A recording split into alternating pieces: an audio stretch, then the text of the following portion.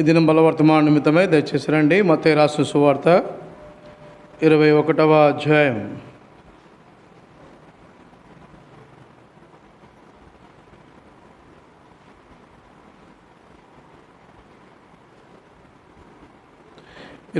అధ్యాయము 1 నుండి 11 వరకు మనం అందరము వచనం మార్చి వచనము కలిసి చదువుకుందాం. మత్తయి రాసిన సువార్త 21వ అధ్యాయము 1 నుండి 11 వరకు మనం అందరం వచనం మార్చి వచనము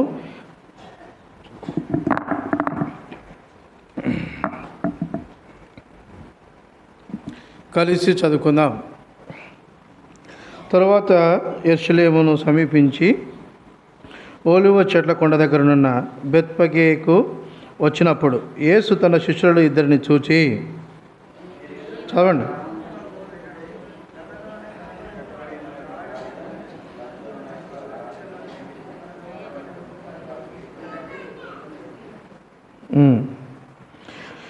ఎవడైనను మీతో ఏమైనను అని ఎడల అవి ప్రభువుకు కావలసినవని చెప్పవలను. వెంటనే అతడు వాటిని తోలుపెట్టని చెప్పి వాటిని పంపివేయును.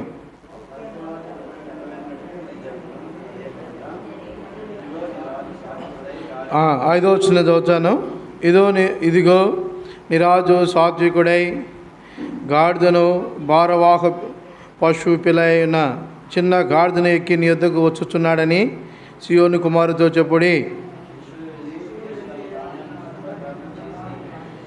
ఆ గాడిదను దాని పిల్లను తోలుకొని వచ్చి వాటి మీద తమ బట్టలు వేయగా ఆయన బట్టల మీద కూర్చుండెను.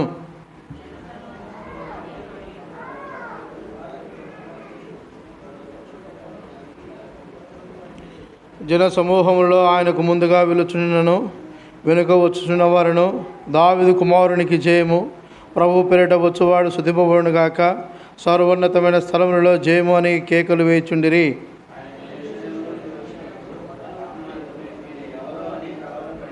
జనసమూహము ఈయన గలిలయలోని నజరేతు వాడగు ప్రవక్త అయిన యేసు అని చెప్పిరి. ప్రార్థన చేసుకుని తల ఉంచండి, కళ్ళు మూసుకునండి, ప్రార్థన చేసుకుందాం.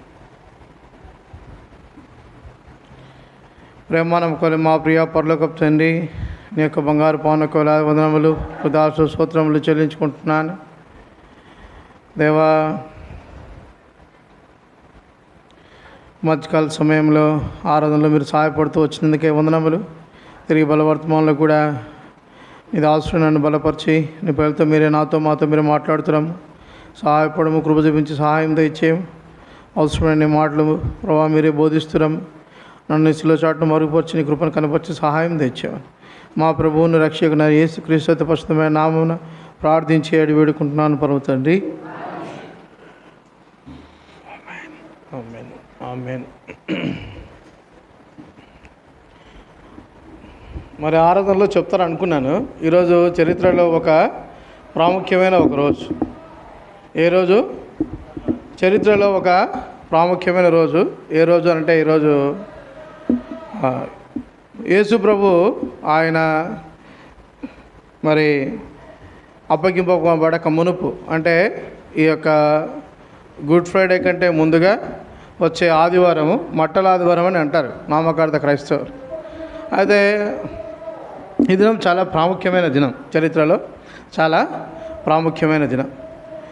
ఏంటి అని ఆలోచిస్తే యేసు ప్రభు మరి పండుగ సమీపించినప్పుడు ఒలీవ కొండ దగ్గర ఉన్న ఒక ఊరికి వెళ్ళాడు. బెత్పగే అనే ఊరికి వెళ్ళాడు.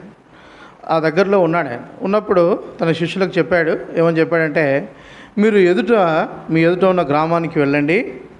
ఆ గ్రామంలో ఒక గాడిద పిల్ల ఏమైంటుంది? కట్టబడి ఉంటుంది. ఎక్కడ? గ్రామంలో ఒక ఇంటి దగ్గర కట్టబడుతుంది. పశువులను ఎక్కడ కట్టేస్తారు? శాలలో కట్టేస్తారు. ఇప్పుడు మన ఊర్లో పాకలు ఉంటాయి, మనకు లేవా? పాకలు ఎక్కడుంటాయి? మన ఇంటి దగ్గరే ఉంటాయా? ఊరు బయట ఉంటాయి. కానీ గాడిద ఎక్కడుంది? ఇంటి దగ్గర ఉంది, ఊరిలో ఉంది. గాడిద ఎక్కడుంది? ఇంటి దగ్గర ఉంది, ఊరిలో ఉంది. అంటే యేసు ప్రభువు ఆ గాడిద పిల్లను ఆయన ఏర్పరచుకున్నాడు. ఏం చేశాడు యేసుప్రభు? దాన్ని ఏర్పరచుకున్నాడు. వాస్తవానికి మరి గాడిద పిల్లను దేవుడు ఏర్పరచుకున్నాడు. చూడండి, గాడిదను మరి ఆలోచించినట్లయితే గాడిద పవిత్రమైన జంతువా అపవిత్రమైన జంతువా? పవిత్రమైన జంతువా అపవిత్రమైన జంతువా? గాడిద అపవిత్రమైనదే, తినడానికి పనికిరాదు, అది అపవిత్రమైనదే. సరే, మరి గాడిదను దేవుని సన్నిధిలోనికి మరి చూసుకుపోవచ్చా, తీసుకుపోయినాడా అని ఆలోచిస్తే చూడండి, ఆదికాండము 22వ అధ్యాయము 5వ వచనం. త్వరగా చదవాలి, యవనస్తులు సాయం చేయాలి. తన పనివారితో మీరు గాడిదతో ఎక్కడ ఉండాలంట? మోరియా పర్వతం ఎక్కొద్దు, కొండ ఎక్కొద్దు. ఎక్కడ ఉండాలి? మీరందరూ ఇక్కడే ఉండండి. ఎక్కడ ఉండాలా? కిందనే. కొండ మీద ఏముంది? దేవుని సన్నిధి ఉంది. అక్కడనే దేవుడు బలి అర్పణ అడిగాడు. ఎవరిని? ఇస్సాకుని. కాబట్టి అటువంటి అతి పరిశుద్ధమైన పవిత్రమైన స్థలమునకు ఎవరు రాకూడదు? గాడిద రాకూడదు, పనివాడు రాకూడదు. ఇప్పుడు గాడిద దేవుని సన్నిధానికి రావచ్చా? రాకూడదు. పొరపాటున ఇంట్లో తొలుచులు ఒక గాడిద పుట్టింది అనుకోండి, ఏం చేయాలా? తొలుచులు ఒక గాడిద పుట్టింది అనుకోండి, ఏం చేయాలా? చూడండి, నిర్గమాకాండము 13వ అధ్యాయము చదవండి, 13వ వచనం. ప్రతి గాడిద తొలి పిల్లను ఏం చేయాలంట? వెల ఇచ్చి దానికి మారుగా ఏమి అర్పించాలంట? గొర్రె పిల్లను.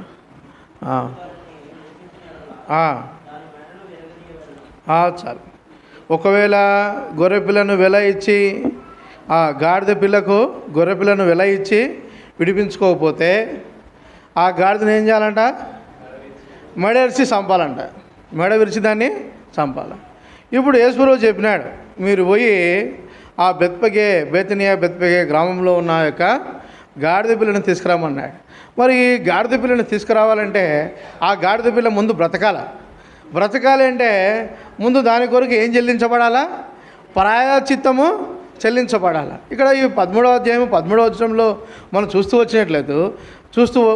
వచ్చినట్లయితే అక్కడ గొర్రె పిల్లను గాడిద పిల్లకు ప్రతిగా ఏమిస్తున్నారు? అక్కడ గొర్రె పిల్లను వారు బలి ఇస్తున్నారు.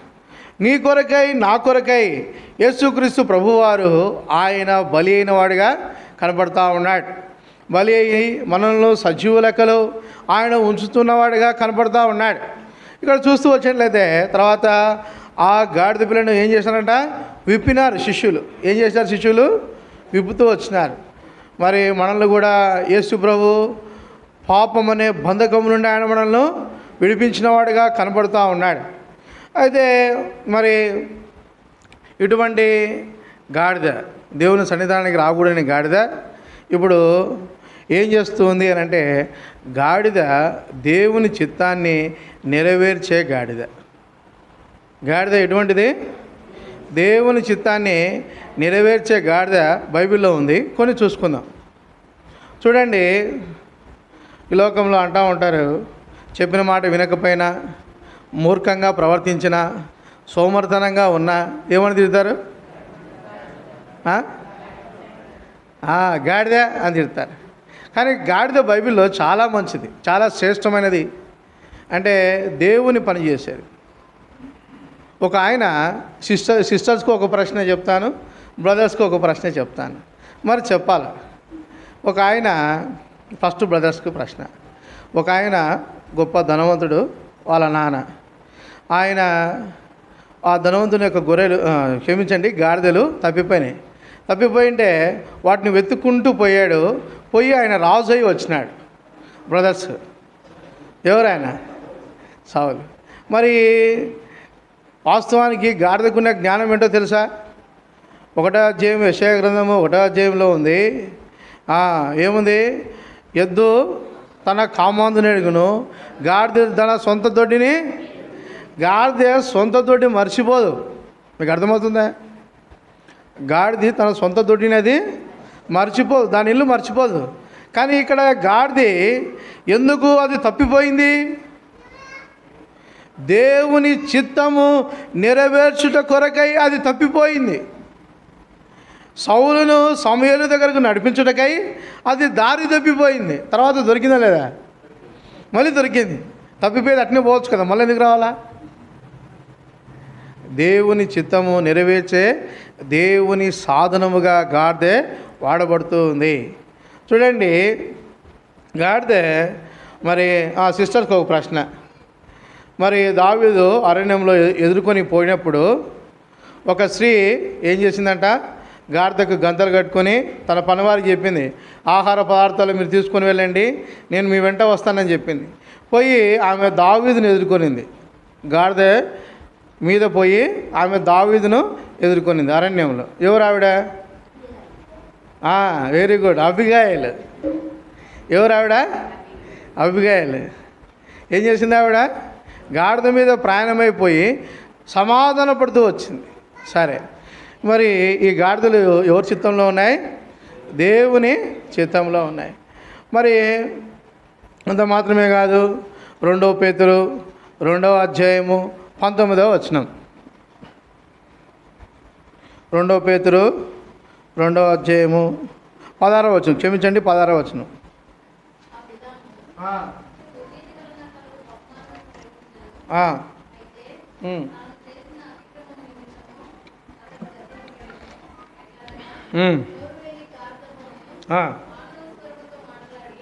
నోరు లేని గార్ధబాము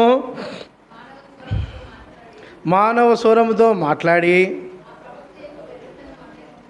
ఆ ప్రవక్త యొక్క ఏం అడ్డగించిందంట? వెర్రితనం. ప్రవక్తకి ఏముందంట? వెర్రితనం ఉందంట. వెర్రితనాన్ని ఎవరు అడ్డగించినారు? గాడిద అడ్డగించింది. మరి ఈ గాడిదలన్నీ ఏం చేస్తున్నాయంట? మనం ఎన్ని గాడిదలు చూసినాం? 3 గాడిదలు చూసినాం. ఈ 3 గాడిదలు ఏం చేస్తున్నాయి? దేవుని చిత్తాన్ని అవి నెరవేరుస్తూ ఉన్నాయి. ఇక్కడ కూడా మరి మనం చదువుతూ వచ్చిన ఈ పాఠ్యభాగంలో మరి 4 సువార్తికులు రాస్తూ వచ్చినారు. మత్తయి సువార్తలో ఉంది, మార్కు సువార్త 11వ అధ్యాయంలో ఉంది, లూకా సువార్త 19వ అధ్యాయంలో ఉంది, యోహాను సువార్త 12వ అధ్యాయంలో ఉంది. ఇలా ప్రతి సువార్తలో ఈ యొక్క గాడిద పిల్ల గురించి స్పష్టంగా రాయబడుతూ వచ్చింది. ఈ గాడిద పిల్ల ఎలా ఉంది అని అంటే, ఆ గాడిదను ఎవడును ఎప్పుడును దాని మీద కూర్చొని ఉండలేదు. మరి ఎవరు ఎప్పుడు కూర్చొని గాడిద ఎలా ఉంటుంది? ఒక మనిషి కూర్చుంటే కూర్చో అంటదా? ఎట్లుంటుంది? చెంగున ఎగిరిపోతుంది, భయపడుతుంది, పరిగెడుతుంది. అయితే యేసుప్రభు కూర్చుంటే ఆ గాడిద ఎలా ఉంది? సాత్వికంగా, వినయంగా, నిమ్మలంగా నడుస్తూ ఉంది. ప్రజలందరూ ఏం చేస్తున్నారు? హోసన్నా హోసన్నా, జయము జయము అని కేకలేస్తూ ఉంటే గాడిద నిమ్మలంగా ఉంటుందే? బెంబేలెత్తి పరిగెడుతుంది. కానీ పరిగెడుతుందా? పరిగెడతలేదు. సృష్టికర్త అయిన దేవునికి అది లోబడుతూ ఉంది. ఎవరు లోబడుతూ ఉన్నారు? సృష్టికర్త అయిన దేవునికి ఎవరు లోబడుతుంది? గాడిద లోబడుతూ ఉంది. ఎంతో గొప్పగా భావించింది. ఏమని? నా దేవుడు, నా ప్రభువు, నా రాజు, నేను ఆయన ఎదుటకు పోవడానికి ఎంత మాత్రము అర్హురాలని కాను, యోగ్యురాలని నేను కాను, నేను గాడిదను, నేను అపవిత్రమైన జంతువును, దూరంగా ఉండవలసిన దానినే. అయితే నన్ను సృష్టించిన నా సృష్టికర్త అయిన దేవుడు ఇప్పుడు ఎక్కడున్నాడు? నా మీదనే ఉన్నాడు. ఎంత గొప్ప భాగ్యమో అనుకుంది, సంతోషపడింది, నెమ్మది పడింది. మన జీవితంలో మనము ఈ దినం రక్షింపబడినాము. మనం ఏమైనా గొప్పవారమా? పౌలు అంటాడు 1 కొరింథీ 1:29 ఏమంటాడు? దేవుడు లోకంలో ఎవరిని ఏర్పరచుకున్నాడంట? వేరే వారిని, బలహీనులని, చేతకాని వారిని దేవుడు ఏర్పరచుకున్నాడు. మనం ఏమైనా గొప్పలమని, బలవంతులమని, జ్ఞానం కలిగిన వారమని, దేవునికి బాగా ఉపయోగపడేవారమని దేవుడు రక్షణ ఇవ్వలేదు. అయితే దేవుడు మనల్ని ప్రేమించినాడు, విలువైన అమూల్యమైన తన రక్షణ ఇచ్చినాడు. తన సాధనముగా దేవుడు మనల్ని వాడుకోవాలని ఆయన ఆశపడుతూ ఉన్నాడు. సృష్టి అంతా దేవుని యొక్క సాధనముగా ఉండాలని సృష్టి ఆశపడుతుందంట. దేవుడు ఎప్పుడు చెప్తే అప్పుడు మాట వినాలని సృష్టి అంతా ఇష్టపడుతుంది. కాకి చెప్పినాడు దేవుడు ఏలియాని పోషించమని. ఏం చేసింది కాకి? ఎంతో ఇష్టం మాంసం అంటే. ఊరుకుంటుందా కాకి? ఎంతో ఇష్టం, దానికి అమితమైన ఇష్టం. తినిందా? కమ్మగా కడుపు నిండా తినిందా? తినలేదు. ఎక్కడి నుంచో చూసుకుని వచ్చినాయి కాకోకలం, క్షమించండి, కాకోకలం అంటే ఒక గుంపు కాకులు ముక్కలు తీసుకొని వచ్చినాయి. రొట్టెలు తెచ్చినాయి. రొట్టెలు వదిలిపెడతాయా? కమ్మగా తింటాయి. మరి కాకులు దొంగతనం చేస్తాయి. నేను చిన్న ఉన్నప్పుడు, మీరు కూడా చిన్నప్పుడు చూసింటారు. అప్పుడు కాకులు ఊర్లలో ఎక్కువ ఉండేవి. దొంగతనాలు చేసేవి కాకులు. అంటే చేతిలో లాక్కొని పోయేవి. బ్రెడ్ ప్యాకెట్లు అట చిన్నవి రూపాయి బండులు ఉండేవి. కాకులు లాక్కొని పోయేవి. కానీ ఇచ్చే మనసు దానికి లేదు. కానీ దేవుడు చెప్తే కాకి మాట వింటుంది, గాడిద మాట వింటుంది, చేప మాట వింటుంది. చేప ఏం చేసింది? యోనాన్ని మింగింది. ఒకసారి షెకెల్ తీసుకొని వచ్చింది, నాణ్యం తీసుకొని వచ్చింది. పేతురు గాలం వేస్తే. అంత మాత్రమే కాదు, 153 గొప్ప చేపలు పడినాయి. సృష్టి సముద్రము దేవుని మాట వింటుంది. సృష్టి అంతా దేవుని మాట వింటుంది. వినాల్సింది ఎవరు? అందుకే అంటా ఉన్నాడు ప్రభు యెషయా గ్రంథము 1వ అధ్యాయము. రండి చదవండి. యెషయా గ్రంథము 1వ అధ్యాయము 2-3 వచనాలు. యెహోవా మాట్లాడుతున్నాడు, ఆకాశమా ఆలకించుము, భూమి చెవియొగ్గుము. నేను పిల్లలను పెంచి గొప్పవారిగా చేసి తిని వారు నా మీద. దేవుడు అంటా ఉన్నాడు, నేను పిల్లలను కని పెంచి పెద్దోళ్ళని చేశాను. అయితే పెద్దగానే పిల్లలు ఇప్పుడు ఏం చేస్తున్నారు? నా మీద తిరగబడుతున్నారు. తిరగబడడం అంటే ఏంటి? తెలియక తిరగబడుతున్నారా? తెలిసి తిరగబడుతున్నారా? బ్రహ్మాండంగా అన్ని విషయాలు తెలిసే దేవునికి తిరుగుబాటు చేస్తున్నారు. పేష అంటే తిరుగుబాటు అని అర్థం. రహస్యమైన తిరుగుబాటు. ఎబ్రీ పదం హృదయంలో తిరుగుబాటు. కొంతమంది 2 రకాల తిరుగుబాట్లు చేస్తారు. ఒకటి భౌతికమైన తిరుగుబాటు, రెండోది అంతరంగికమైన తిరుగుబాటు. దేవునికి అంతరంగికమైన తిరుగుబాటు చేయుచున్న వారిగా మనం ఉన్నామా? భౌతికమైన తిరుగుబాటు చేయుచున్న వారిగా మనం ఉన్నామా? ఏ తిరుగుబాటు అయినా సరే అది పాపము. తిరుగుబాటు చేయడం అంటే ఏంటి? చెప్పిన మాట వినకపోవటమే తిరుగుబాటుతనం. తిరుగుబాటుతనం అంటే ఏంటి? చెప్పిన మాట వినకపోవడమే తిరుగుబాటుతనం అంటా ఉన్నాడు దేవుడు. ఆకాశము ఆలకించుము, భూమి చెవియొగ్గుము. నేను పిల్లలను కని పెంచి పోషిస్తే వాళ్ళు ఏం చేస్తున్నారు? తిరుగుబాటు చేస్తున్నారు. అందుకే అంటా ఉన్నాడు. ఇప్పుడు చూడండి, ప్రభు అంటా ఉన్నాడు, ఎద్దు తన కామాందును ఎరుగును, గాడిద తన సొంత తోటిని తెలుసుకొను, ఇశ్రాయేలుకు తెలివి లేదు, నా జనులు యోచింపారు. ఎద్దుకేం తెలుసు అంట? తన యజమానుడు ఎవరో తెలుసు. గాడిదకి తన సొంత తోటి తెలుసు. అయితే నా ప్రజలకు నేనెవరో వారు తెలుసుకొని కూడా వారు నేను కోరుకున్నట్టు వారు బ్రతుకుతలేరంటే వాళ్ళకి ఏమి లేదు, తెలివి లేదంట. ఏం లేదంట వాళ్ళకి?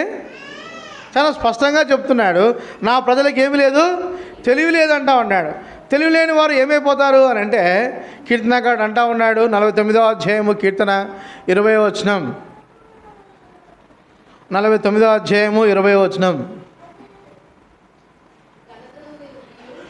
ఘనత నొంది నుండి బుద్ధిహీనులైన వారు నశించు జంతువులను పోలియుందురు. తెలివి లేకపోతే ఎలా ఉంటారంట మనిషి? నశించు జంతువును పోలి ఉంటాడు. జంతువులు ఏమైపోతున్నాయి? నశించిపోతున్నాయి. జంతువుకు మరో జన్మ ఉందా? లేదు. జంతువుకు మరో జన్మ ఉందా? లేదు. అయితే మనిషికి ఏముంది? ఆరాధన వర్తమానం విన్నాం కదా, ఆత్మ ఉంది. ఏముంది మనకి? ఆత్మ ఉంది. అయితే ఈ లోకంలో ఒక జంతువు ఏ విధంగా అయితే నశించిపోతుందో మనం కూడా అదే విధంగా నశించిపోయేవారిగానే ఉన్నాము. ఉదాహరణకు చెప్పాలి అని ఆలోచిస్తే చూడండి, ప్రభు అంటా ఉన్నాడు, అమ్మ నీకు కుమారుడు ఉన్నాడు, మంచివాడే, కానీ వాడు ఎటువంటి వాడంటే, రండి చదవండి, ఆదికాండము 16వ అధ్యాయము 12వ వచనం. 16:12.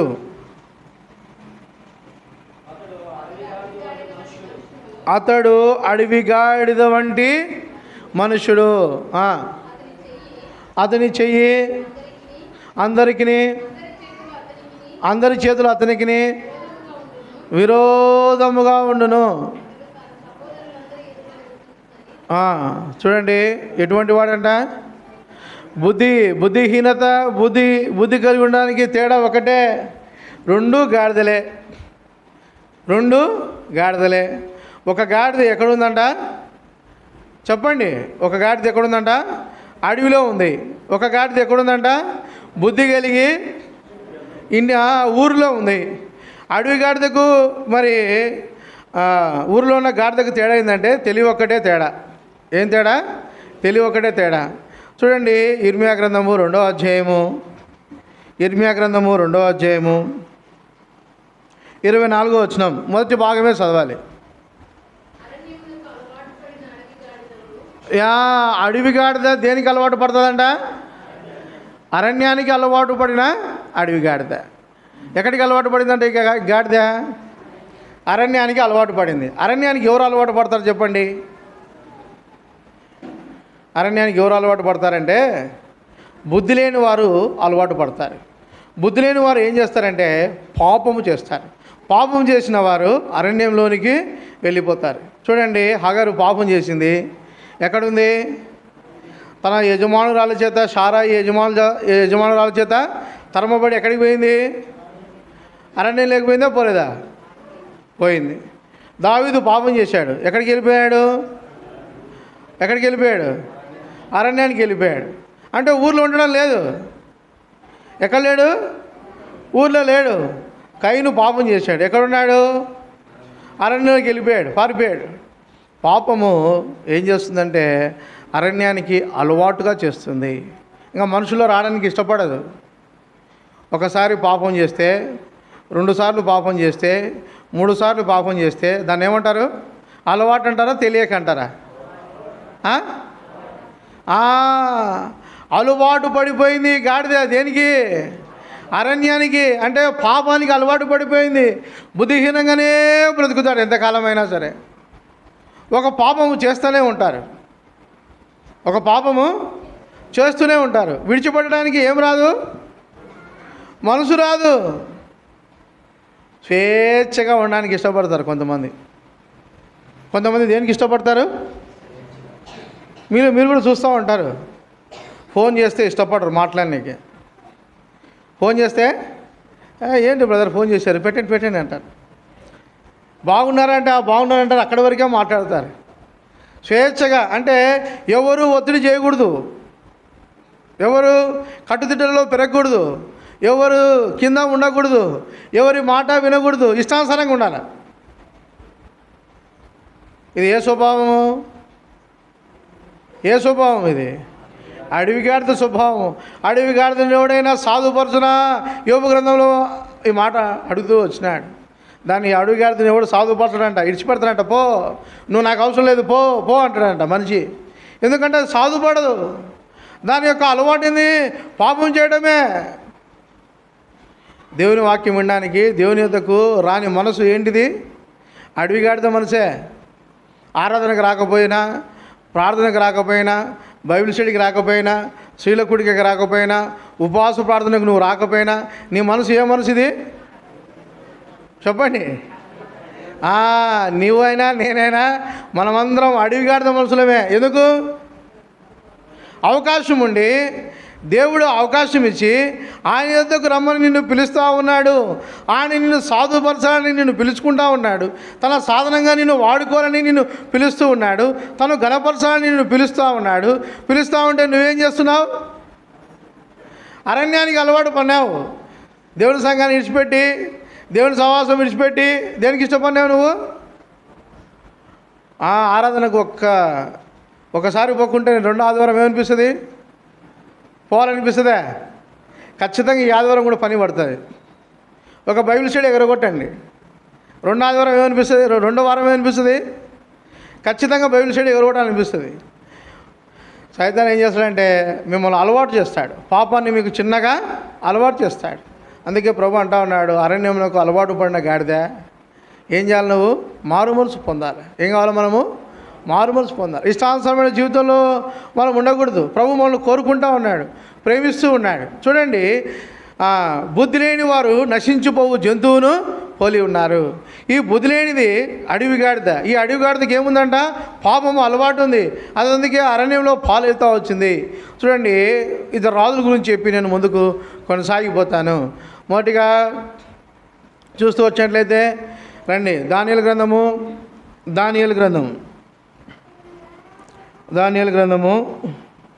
5వ అధ్యాయము 21వ వచనం. 5:21.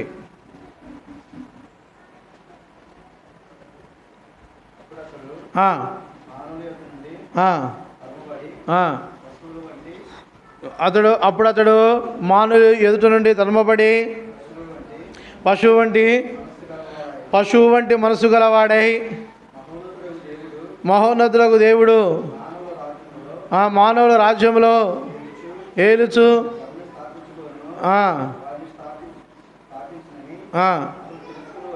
అతడు తెలుసుకునే వరకు అతడు అడవి గాడిదల మధ్య నివసించుచు పశువు వలె గడ్డి మేచు ఆకాశ మంచు చేత ఏమైనాట, తడిచిన శరీరం, ఆకాశ మంచు తడుస్తూ ఉంది శరీరాన్ని. ఎక్కడ మేస్తున్నాట, ఎవరంట, రాజు అంట. ఎవరైనా నెబుకద్నెజరు రాజు ఎక్కడున్నాడంట, అడవి గాడిదల మధ్య సహవాసం చేస్తూ ఉన్నాడు. ఏం మేస్తున్నాడు, గడ్డి మేస్తున్నాడు. దేవుడు ఏం పెట్టినాడు, మనిషికి ఏం పెట్టినాడు, దేవుడు ఆహారం పెట్టినాడు. గడ్డి ఎవరిది, పశువుది. అంటే మన బుద్ధి ఏం చేస్తుందంట, మన బుద్ధి గడ్డి తింటుంది. అందుకే దేవుడు మనల్ని కూడా గడ్డి తినిపిస్తాడు.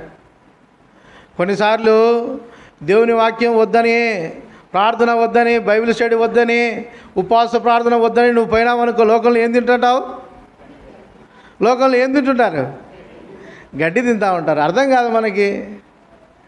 గడ్డి మనకు కొన్నిసార్లు ఏమనిపిస్తుంది, రుచిగానే అనిపిస్తుంది. అయితే అది మనం తినకూడని ఆహారం. ఎవరు తినాలి, అది పశువులు తినాలా.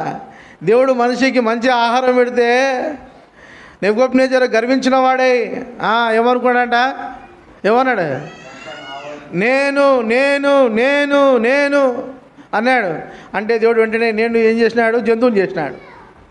నేను తీసుకుపోయి దేవుడు ఏం చేసినాడు, జంతువుని చేసి పడేసినాడు. ఎందుకు, ఏ మనసు వచ్చిందంట, జంతువుల మనసు వచ్చిందంట. ఏ మనసు వచ్చిందంట, జంతువుల మనసు వచ్చింది. మనసు ఏ మనసు ఉండాలి మనకి,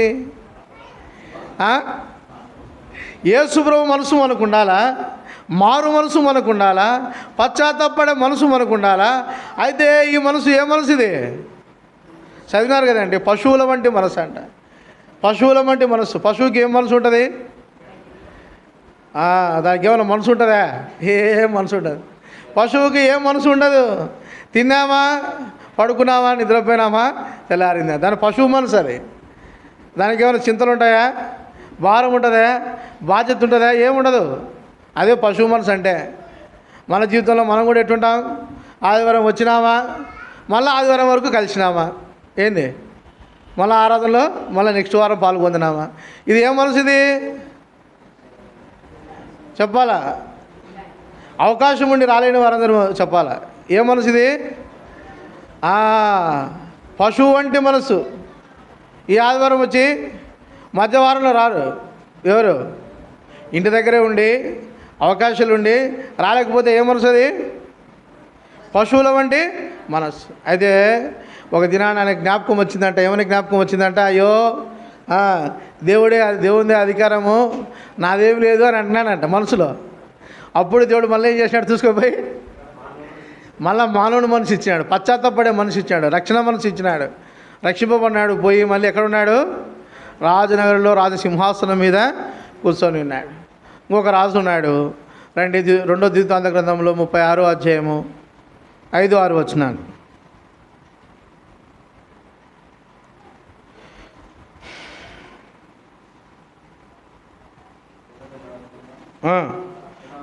రెండో దినవృత్తాంతములు 36. యెహోయాకీము ఏలన ఆరంభించినప్పుడు 20 ఏండ్ల వాడై యెరూషలేములో 11 సంవత్సరములు ఏలెను. అతడు తన దేవుడైన యెహోవా దృష్టికి చెడు నడుచుట చేత అతని మీదకి బబులోను రాజైన నెబుకద్నెజరు వచ్చి అతని బబులోనికి తీసుకొని పోవటకై గొలుసులతో బంధించెను. చాలు. ఏం చేసినాడంట నెబుకద్నెజరు రాజు? ఆయన గడ్డికి మేయకముందేలేండి జరిగింది సంగతి. ఏం చేసినాడంట, ఇశ్రాయేలు రాజు ఒక రాజును తీసుకుపోయాడంట. ఎక్కడ తీసుకుపోయాడు? బబులోనికి తీసుకుపోయినాడు. ఎలా తీసుకుపోయాడంట? గొలుసులతో బంధించి తీసుకుపోయినాడు. ఎందుకు తీసుకుపోయినాడు? యెహోవా దృష్టికి చెడు నడత నడుస్తూ ఉన్నాడంట.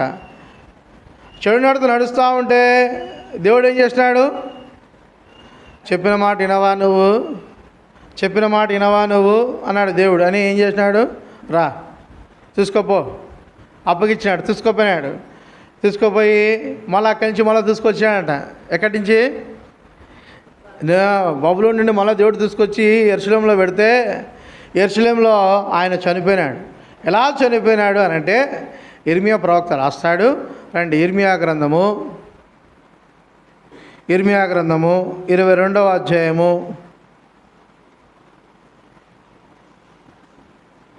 19వ వచనం.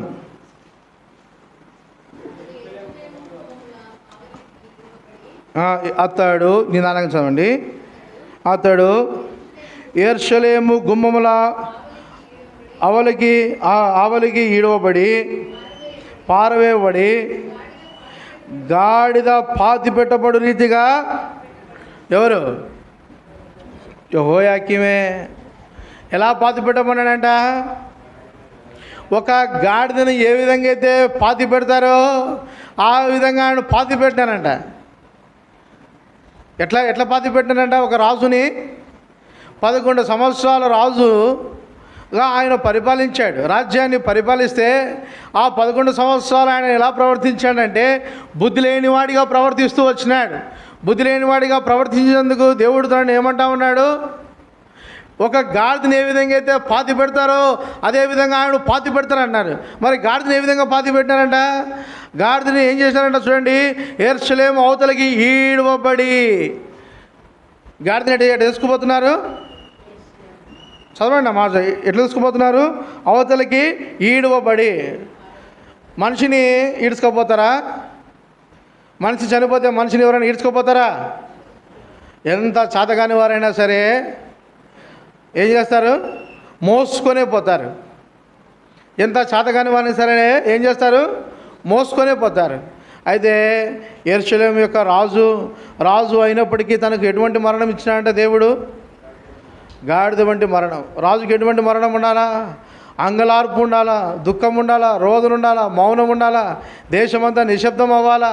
అయ్యో మా రాజు చనిపోయినాడే అని అంగలార్చాలా దేశం వల్ల. అటువంటి ఘనత ఉండాలా. అయితే ఆ ఘనత అంతా పోయింది. ఎవరికి? రాజు అయిన యెహోయాకీముకు అటువంటి ఘనత లేదు. ఆ ఘనత లేకుండా రాజు ఎలా మరణించినాడంట? చనిపోతే ఎటువంటి భూస్థాపన జరిగింది తనకి? గాడిద వంటి భూస్థాపన జరిగింది. గాడిదకి ఏం చేస్తారు? అయ్యో నా మంచి గాడిద చచ్చిపోయింది ఎవడు ఏడుస్తాడా? మంచిగా ఎత్తుకొని పోతారా గాడిదని? ఎవడు ఎత్తుకపోడు. ఏం చేస్తున్నారంటే గాడిదను ఈడ్చుకపోతున్నారు. ఒక రాజు చనిపోతే రాజును ఏం చేస్తున్నారు? వాళ్ళు ఈడ్చుకపోతున్నారు. ఈడ్చుకపోయి పట్టణం వెలుపల పడేసి పాతి పెడతా ఉన్నారు. ఎంత దయనీయమైన స్థితిగతులు. దేవుడు తన కుమారునిగా తన కుమార్తెగా ఆయన మనల్ని ఏర్పరచుకున్నాడు. తన వారిగా ఆయన మనల్ని ఏర్పరచుకున్నాడు. తన కొరకు బ్రతకమని దేవుడు మనల్ని ఏర్పరచుకున్నాడు. తన ఇంటిలో మనల్ని ఉండమని దేవుడు ఏర్పరచుకున్నాడు. పట్టణంలో ఉండమని దేవుడు ఏర్పరచుకున్నాడు. ఆయన విడిపించినాడు. తన రక్తం ఇచ్చి విడిపించినాడు. ఆయన తన సాధనముగా మనల్ని వాడుకోవాలని ఆశపడుతూ ఉన్నాడు. దేవుడు అవకాశం ఇచ్చినాడు, అధికారం ఇచ్చినాడు. అయితే మనం ఏం చేస్తున్నాం? సద్వినియోగపరుచుకుంటున్నామా, దుర్వినియోగపరుచుకుంటున్నామా? ఏం చేస్తున్నాం మనం అంటే 100కి 100 రూపాయలు దుర్వినియోగపరుచుకుంటా ఉన్నాం. దుర్వినియోగపరుచుకున్నాడు యెహోయాకీము. అందుకే దేవుడు ఏం చేసినాడు? గాడిద వంటి భూస్థాపన దేవుడానికి ఇస్తూ వచ్చినాడు. ప్రభు మనల్ని కూడా ప్రేమిస్తూ ఉన్నాడు. ఆయన మాట వింటే గాడిదను దేవుడు ఎటువంటి ఘనతనిచ్చినాడో అంతకంటే గొప్ప ఘనతను దేవుడు మనకి ఇస్తాడు. ఆ కాలంలో గాడిదకు ఏ ఘనత లేదు, దేవుని దగ్గరికి రాకూడదు, మెడవిరిచి సంపాల. అయితే గొర్రెపిల్లైన యేసుక్రీస్తు ప్రభువారు మనల్ని విడిపించినాడు, మన కొరకు తన ప్రాణం అర్పించినాడు, తన వాణిగా మనల్ని చేసుకున్నాడు. మన యొక్క పాపబంధకం నుండి ఆయన మనల్ని విడిపిస్తూ వచ్చినాడు. తన సాధనముగా ఆయన మనం ఉండాలని ఆశపడుతూ ఉన్నాడు. ఆయన మన ద్వారా అనేకులకు సర్వలోకంలోకి వెళ్ళి సర్వసృష్టికి సువార్త ప్రకటించని యేసుప్రభు చెప్తా ఉన్నాడు. మనము తన సాధనముగా వాడబడాలనేదే ఆయన కోరిక. యేసుప్రభు ఎన్నోసార్లు నడుచుకుంటా ఊరూరు తిరిగినాడు. ఈసారి ఊరూరు ఆయన నడుచుకుంటా పోలేడా? పోగలడా? పోలేడా? చెప్పండి. పోవచ్చు, నడుచుకుంటూ పోవచ్చు. కానీ ఎందుకు యేసుప్రభువుకు ఆ గాడిద కావాల్సి వచ్చింది? ఎందుకంటే ఆయన ఏర్పరచుకున్న సాధనము. ప్రవక్త అయిన ఇర్మియా 9:9 ప్రకారము దేవుడు దాన్ని నెరవేరుస్తూ వచ్చినాడు. దేవుడు అనుకుంటే తన స్వతహాగా ఆయన ఎంతైనా ఈ భూమి మీద ఎన్ని ఆశ్చర్యకారాలు, సూచక్రియలు, అద్భుతకారాలు ఆయన చేయగలిగిన సమర్థం కలిగిన దేవుడు యేసుక్రీస్తు ప్రభువారు. అయితే తన సాధనముగా తన వారిగా మనం ఉండాలి అని దేవుడు మనల్ని కోరుకుంటా ఉన్నాడు. మనల్ని వాడుకోవాలని ఆయన ఇష్టపడుతూ ఉన్నాడు. పౌలుని అన్నాడు, ఇదిగో నేను ఏర్పరచుకున్న సాధనము అతను అని చెప్పినాడు. ఇతను నేను ఏర్పరచుకున్న సాధనం అన్నాడు. దేవుని యొక్క సాధనము పౌలు. మనము దేవుని యొక్క సాధనముగా, దేవుని యొక్క కొరుముట్లుగా, పనివారిగా మనం వాడబడాలనేది దేవుని యొక్క కోరిక. అయితే మనం వాడబడుతూ ఉన్నామా? బుద్ధి లేని వారిగా మనం ఉన్నామా? బుద్ధి లేని జంతువులు ఏమవుతున్నాయంట? అడవి పాలు అవుతున్నాయి, అరణ్యంలో ఉంటున్నాయి. మరి బుద్ధి లేని రాజులు ఏమవుతున్నారు? అరణ్యపాలు అవుతున్నారు. బుద్ధి లేని రాజులు ఏమవుతున్నారు? గాడిద వంటి మరణం వారికి, గాడిద వంటి భూస్థాపన వారికి వస్తూ ఉంది. అయితే మనం ఏం చేయాలా? మనం ఎట బ్రతకాలా? బుద్ధి కలిగిన వారమై, వివేకం కలిగిన వారమై, ప్రభు యొక్క జ్ఞానం చొప్పున, ప్రభు యొక్క తెలివి చొప్పున, ప్రభు యొక్క ప్రేమ చొప్పున మనం నడవాలని ప్రభు మన గురించి ఆశపడతా ఉన్నాడు. చూడండి, రండి, గాడిదకి ఎటువంటి ఘనత వచ్చింది? లూకా రాసిన సువార్త 19వ అధ్యాయము 35-36 వచనాలు చదవండి. లూకా 19:35-36 35 చదవండి.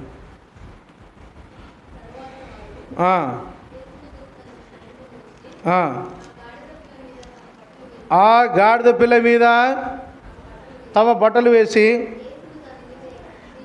యేసును దాని మీద ఎక్కించి తమ బట్టలను దారి పొడుగున పరిచారు. ఏం చేసినారంట? గాడిదకి ఏం చేసినారంట? బట్టలు వేసినారంట. ఆ కాలంలో, ఈ కాలంలో, ఏ కాలంలో అయినా సరే వస్త్రము దేన్ని సూచిస్తుంది? ఘనతన, ఘనహీనతన? వస్త్రము దేన్ని చూపిస్తుంది అంటే ఘనతను చూపిస్తుంది, గొప్ప ఘనతను చూపిస్తుంది. మరి ఇప్పుడు ఘనతకు ఏం కలిగింది? గొప్ప ఘనత కలిగింది. గాడిద పిల్లకి ఏం కలిగింది?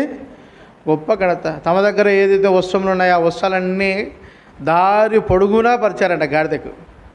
ఎక్కడ నడుస్తుంది ఇప్పుడు? అనేకుల వస్త్రముల మీద, ఘనతల మీద అది పోతా ఉంది. మన జీవితంలో దేవుడు మనల్ని కూడా తన సాధనముగా వాడుకోవాలని, ఆయన మన హృదయంలో ఉండాలని, మన ద్వారా ఆయన పని జరిగించుకోవాలని, మనల్ని ఆయన ఘనపరచాలని ఆయన ఆశపడుతూ ఉన్నాడు. నమ్మకమైన గాడిద బాముగా మనం ఉండాలని ఆయన కోరుకుంటూ ఉన్నాడు.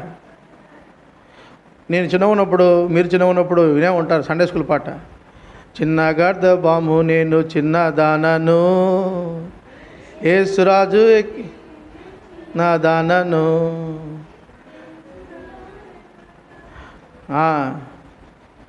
గుర్తులేదు మీకు? చాలా చక్కని పాట. యేసు ప్రభు మన జీవితంలో ఆయన మన మీద ఎక్కాలి. ఎక్కడెక్కాల? మన మీద ఎక్కాలి. ఆయన మనలో ఉండాలి, మన హృదయంలో ఉండాలి. అప్పుడు మనలో ఉన్న మూర్ఖత్వము, అవిధేయత, సోమర్థనము, నిర్లక్ష్యము, బుద్ధిహీనత సమస్తము తొలగిపోతాయి. ప్రభువును మనస్ఫూర్తిగా నువ్వు ప్రేమించి ఆయన హత్తుకుంటే ప్రభు అంటా ఉన్నాడు, నేను సాత్వికుడను, దీన మనసు గలవాడను. జకర్యా గ్రంథము 9:9 చదవండి. జకర్యా గ్రంథము 9:9.